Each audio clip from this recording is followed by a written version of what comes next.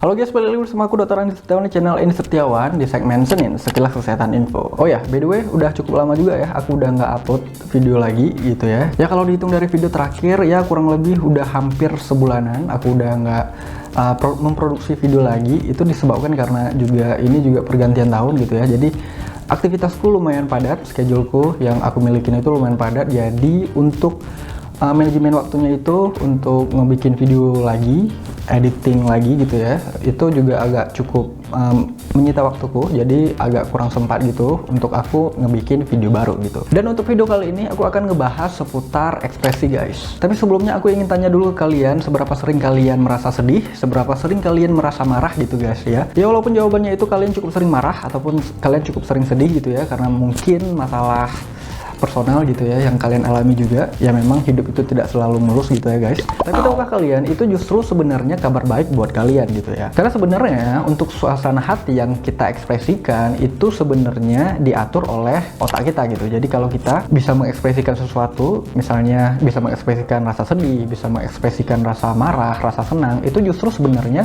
berarti bagian otak kalian yang mengatur ekspresi kalian itu berarti berfungsi dengan baik guys. Justru yang ditakutkan itu adalah orang-orang yang tidak memiliki ekspresi sama sekali guys. Jadi afeknya itu datar aja gitu. Jadi ekspresinya itu nggak ada rasa sedih, nggak ada rasa takut, ataupun nggak ada rasa bahagia sama sekali gitu ya. Dan untuk orang-orang seperti itu yang afek datar, nggak ada ekspresi, apa sih yang terjadi pada mereka gitu ya. Dan hal itu kita akan bahas di video ini. Tapi sebelumnya kita saksikan dulu intro berikut ini.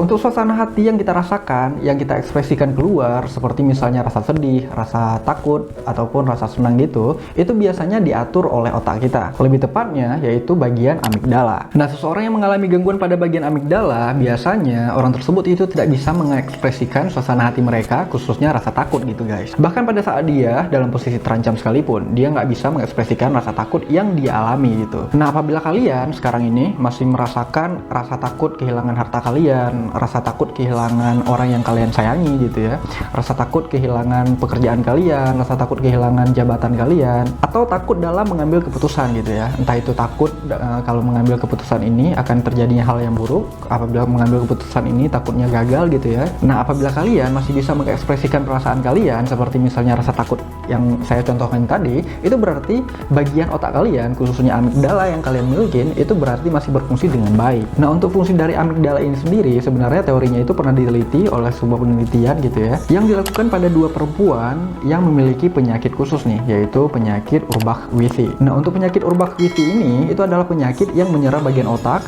khususnya akan merusak bagian amigdala ini. Jadi mereka ini itu tidak bisa mengontrol rasa takut dan juga emosi mereka nih, dikarenakan karena bagian otak, yaitu khususnya bagian amigdala mereka itu rusak gitu guys. Nah, untuk proses penelitiannya ini itu dimana dua wanita ini digabungkan dengan 12 wanita lainnya yang tidak memiliki penyakit Urbach-Withi ini, dan mereka ini semua partisipannya itu diberikan uang, lalu mereka disuruh bermain judi gitu guys. Dan alasan kenapa mereka itu disuruh untuk berjudi itu dikarenakan untuk mengetahui nih ekspresi mereka, karena kan dalam perjudian kita akan mengalami menang ataupun kalah gitu kan. Dan pada saat itu mereka itu kalah dan tidak memiliki ekspresi apapun gitu. Jadi tidak ada rasa takut akan kehilangan harta mereka gitu. Jadi pada saat mereka berjudi, mereka ya nggak mempunyai strategi apapun dan juga tidak merasa takut juga kehilangan uang yang mereka miliki juga gitu ya. Dan pada saat kalah total pun uang yang mereka dapetin itu habis pun, itu juga mereka tidak memiliki ekspresi sama sekali gitu guys. Jadi anteng aja gitu. Intinya kasarnya itu dari hasil penelitiannya itu didapatkan bahwa dua orang ini yang memiliki penyakit Urbach-Withi tadi itu tidak memiliki ekspresi sama sekali pada saat proses penelitian berjalan, dan sedangkan 12 partisipan tadi yang tidak memiliki penyakit Urbach-Withi dan juga bisa dipastiin mereka juga orang-orang yang tidak memiliki gangguan pada bagian otak mereka, khususnya pada bagian amigdala,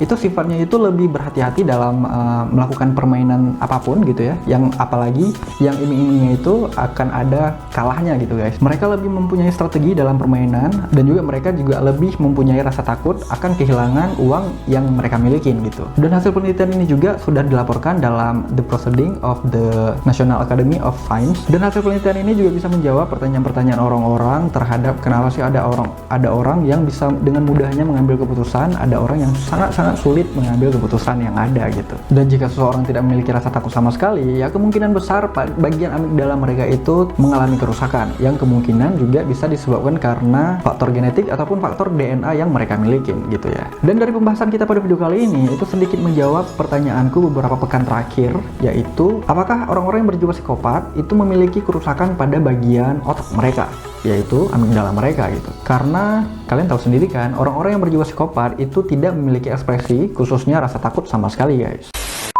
Oh iya, sekian dulu video kali ini. Aku harap video kali ini bisa bermanfaat buat kalian, bisa menambah wawasan kalian. Kalian bisa komen di bawah seputar video ini. Dan seperti biasa guys, like video ini jika kalian suka, cuekin aja jika kalian nggak suka, share ke teman-teman kalian yang menurut kalian butuh informasi yang ada di video kali ini. Subscribe juga channel ini dan tekan tombol lonceng notifikasinya agar kalian tahu terus kapan video terbaru diupload tiap minggunya. Follow aku juga di Instagram @andisetiawan karena aku juga cukup sering meng-share beberapa informasi di sana juga. Oke, sekian dan terima kasih. See you in the next video. Bye bye.